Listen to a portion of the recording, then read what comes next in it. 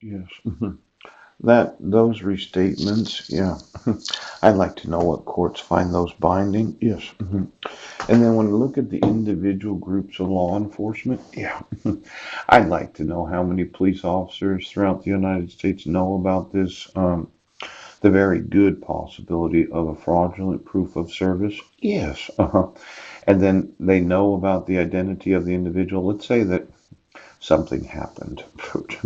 And the police department says, well, we know who he is. And I'm kind of like, well, I don't know who he is.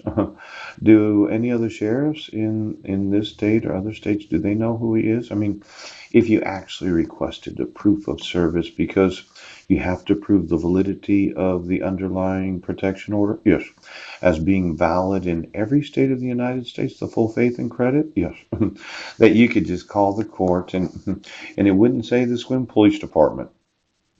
Now I'm suing, okay, every sheriff of the United States in one of these restated third torts, ooch.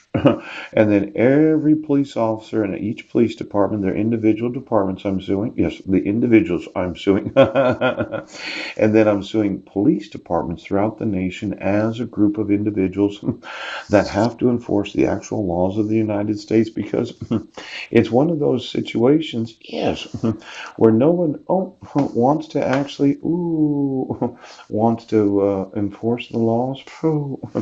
Now this is the NAACP, the National Association for the Advancement of Colored People. I emailed them. They said they were a civil rights group. Yeah.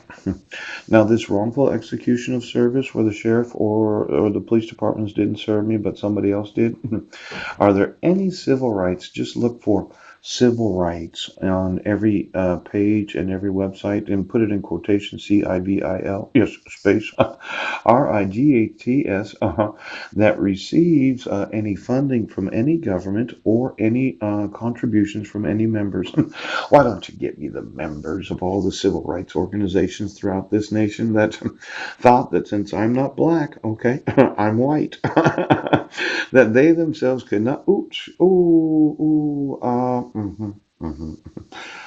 he was the first black judge of the Shelby County Criminal Court in Tennessee. Yes, became a minister of the Lord.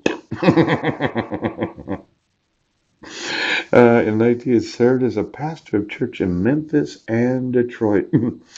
Died on April 15th of 2010. Now, there's always this big question about those that raise funds in the name of civil rights, yes, that have knowledge of civil rights being violated where I'm not having the equal protections of the law. Yes.